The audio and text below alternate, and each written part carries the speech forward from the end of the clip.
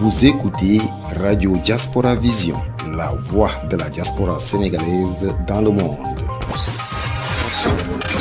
Chaque semaine sur les ondes de Radio Diaspora Vision, votre émission Carte sur table. Carte sur table avec Ibrahima Thiam, président du mouvement politique Notre Avenir, pour décrypter l'actualité africaine et internationale autour du micro de Jean-Yves Duval. Ibrahima Thiam face à Jean-Yves Duval dans l'émission Carte sur table, décryptage de l'actualité africaine et internationale. C'est chaque semaine sur Radio Diaspora Vision. Radio Diaspora Vision est disponible sur Google Play et App Store. Madame, Monsieur, bonjour. En accueillant cette semaine Ibrahima Thiam sur l'antenne de Diaspora Vision, ce n'est pas tant le président du mouvement d'opposition sénégalais Un autre avenir que je reçois que le secrétaire général du centre de recherche INSERM, Sorbonne Université de Paris. Les deux ne sont pas incompatibles, bien au contraire, car le thème de notre rencontre d'aujourd'hui porte sur la situation de la pandémie du Covid-19 dans le monde. Ibrahima Thiam, bonjour, heureux de vous retrouver comme chaque semaine pour cette causerie printanière, saison oblige. Alors le virus chinois, nous le voyons bien, n'en finit pas d'être au centre de toutes les préoccupations, aussi bien des gouvernements que des populations, de la communauté scientifique que des psychologues et sociologues, qui constatent chaque jour les dégâts du Covid-19 sur les organismes, mais aussi sur les cerveaux. Avec l'INSERM, vous occupez un poste privilégié de vigie pour observer l'évolution de la pandémie. Donc votre réflexion nous importe. Alors, quelle est-elle ? Quelle réflexion faites-vous un an après l'apparition du virus chinois ? Bonjour Jean-Yves Duval. Pour répondre à votre question, le seul moyen de l'enrayer, c'est le vaccin. On n'a pas d'autre choix.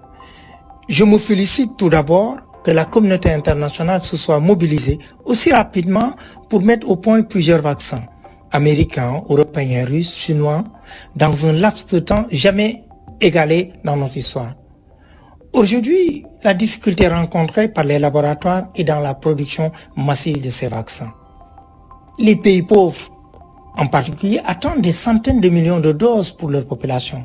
Or, force est de constater, si en fin d'année 2020, on promettait 20% des vaccins, soit à peu près 1,23 milliard pour les 92 pays les plus pauvres, on est très loin d'avoir atteint cet objectif. La guerre des vaccins, autrement dit le nationalisme vaccinal, les tensions avec les laboratoires ont enrayé la machine et c'est très regrettable. Et pourtant, malgré tout, l'Union européenne a exporté 77 millions de doses dans 33 pays entre le 1er décembre 2020 et le 25 mars 2021. Et c'est sans compter sur les 31 millions de doses envoyées également au titre du programme COVAX pour les pays les plus pauvres, l'Afrique principalement. C'est une goutte d'eau dans l'océan au moment où la Grande-Bretagne bloque ses exportations vers l'étranger, alors que ce pays dispose de 2 sites de production à Oxford et Keele. En Inde existe aussi la plus grosse usine de vaccins du monde. Elle produit l'AstraZeneca, facile à déployer dans les pays pauvres, mais malheureusement, celle-ci a bloqué ses exportations en raison d'une flambée de l'épidémie, qui a conduit le gouvernement indien, effectivement, à prioriser ce qui est normal, ses besoins nationaux. L'Inde n'a exporté jusque-là que 60 millions de doses. Alors, réjouissons-nous quand même un peu dans cette période de morosité, une bonne nouvelle, puisqu'on vient d'apprendre que le laboratoire américain Johnson & Johnson avait l'intention d'envoyer jusqu'à 400 millions de doses de vaccins en Afrique à partir du 3e trimestre et ce durant toute l'année 2022. Donc c'est une très bonne nouvelle. Vous avez raison Jean-Yves Duval, c'est une bonne nouvelle. Et nous espérons beaucoup aussi avec l'arrivée du vaccin Sanofi à l'automne. Quant à la Chine et la Russie, elles ont débuté l'envoi de centaines de millions de vaccins maison, notamment vers l'Afrique. Il ne faudrait pas en effet que les pays pauvres soient les grands oubliés de la guerre des vaccins. Il ne faut pas s'y tromper. Sans un accès au vaccin pour le monde entier, on ne pourra pas vaincre ce virus. Si ce n'était pas le cas, certaines régions deviendraient des foyers de nouvelles mutations. Le virus n'a pas de frontières nationales et je ne cesse de le répéter. La solidarité doit jouer car elle seule peut procurer une sécurité collective à l'ensemble de la planète. On a un peu le sentiment qu'à côté d'une stratégie vaccinale, celle dont vous nous parlez depuis le début de cet entretien, il existe aussi une sorte de diplomatie vaccinale. Tout n'est-il donc que politique, y compris en matière scientifique? Jean-Yves Duval, voyez déjà comme en France, le gouvernement s'exonère de recommandations scientifiques qui insisteraient par exemple au confinement. Car le gouvernement doit tenir compte aussi du degré d'acceptabilité de certaines mesures par la population française. De même qu'il prend en compte la situation de stress, d'angoisse que génère le confinement. Plus largement, souvenez-vous qu'au lendemain de la Seconde Guerre mondiale, les États-Unis ont assumé une part importante de la reconstruction de l'Europe occidentale et même de l'Asie orientale. Et si aujourd'hui les États-Unis et l'Europe n'assurent pas leurs responsabilités, ne doutez pas que la Russie et la Chine vont s'engouffrer dans la brèche de la diplomatie vaccinale pour créer des dépendances et surtout renforcer l'image de leur système autoritaire. À vous écouter, on pourrait en déduire que cette pandémie peut permettre à certains pays, la Chine principalement, d'avancer leur pion sur l'échiquier planétaire, alors même que ce pays, la Chine, porte une part de responsabilité dans la diffusion du virus. Autre changement de décor, si j'ose dire, sans vouloir abaisser notre entretien de la politique politicienne, mais j'aimerais que vous m'ôtiez d'un doute, comme disait Don Diègue. Il y a une rumeur qui circule au Sénégal, selon laquelle Macky Sall et son entourage auraient profité prioritairement de la vaccination contre le Covid. Alors, rumeur ou fake news? Difficile à croire, mais c'est la triste réalité, malheureusement. Les premiers lots de vaccins qui devaient être prioritairement destinés au personnel de santé, de sécurité et des personnes âgées traînant une comorbidité ont été utilisés par les amis et proches du régime. D'ailleurs, une campagne de vaccination, ou plutôt une séance de vaccination VIP a été organisée au domicile du président où des proches du président et des personnes privilégiées ont bénéficié des premiers vaccins au détriment des ayants droit.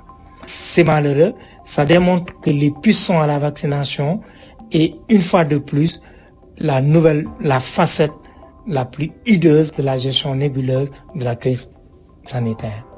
Pour en revenir plus sérieusement à la question qui nous préoccupe, quelle est aujourd'hui la situation de la pandémie au Sénégal, notamment en termes de mortalité? Et puis, subsidiairement quand même, les mesures barrières sont-elles respectées? Comment se déroule la campagne de vaccination?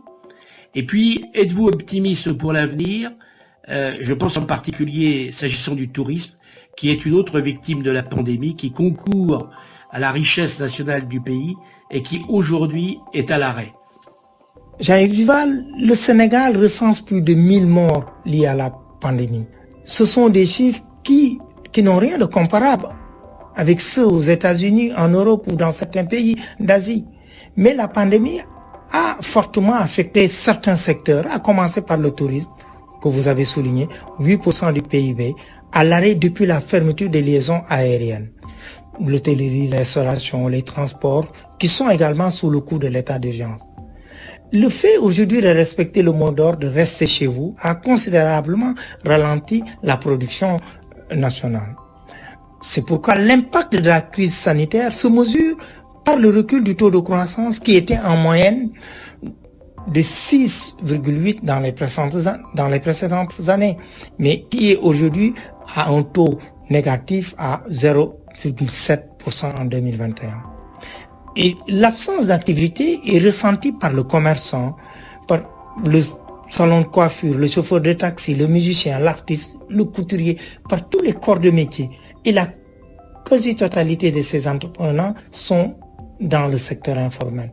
Et ce secteur, il faut le rappeler, porte 97% de l'activité de l'économie sénégalaise. Beaucoup d'entreprises iront ainsi en faillite par faute d'activité. En revanche, la campagne vaccinale